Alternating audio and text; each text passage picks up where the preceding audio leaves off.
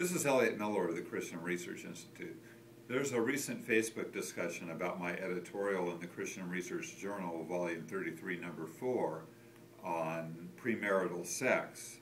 And the question is, can people who are practicing premarital sex, in other words, cohabitating, be saved?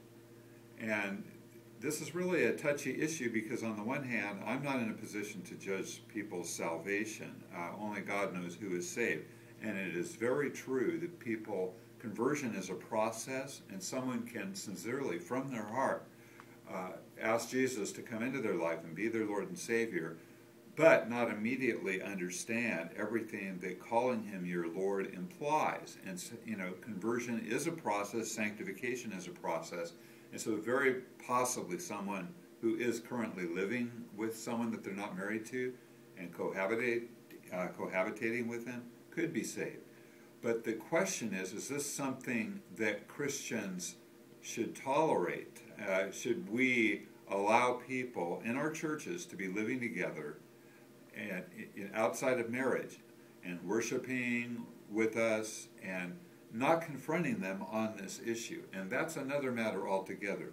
Paul says in 1 Corinthians that some of us at one time were fornicators and idolaters and so forth, but we have repented of that sin. And so he says that fornicators and adulterers God will judge. And it's very clear biblically that when you accept Jesus as your Lord, you need to obey what He says. And in this area, His will is very clear.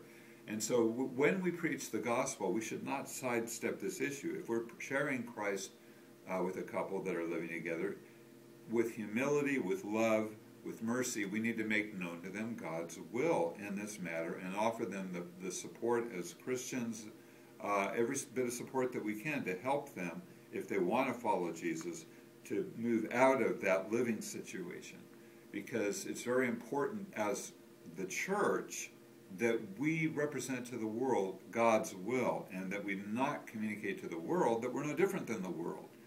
In such a case, then it's the person's salvation will be decided by God, but whether or not what is being done is according to God's will is another matter. It's very clear that it isn't.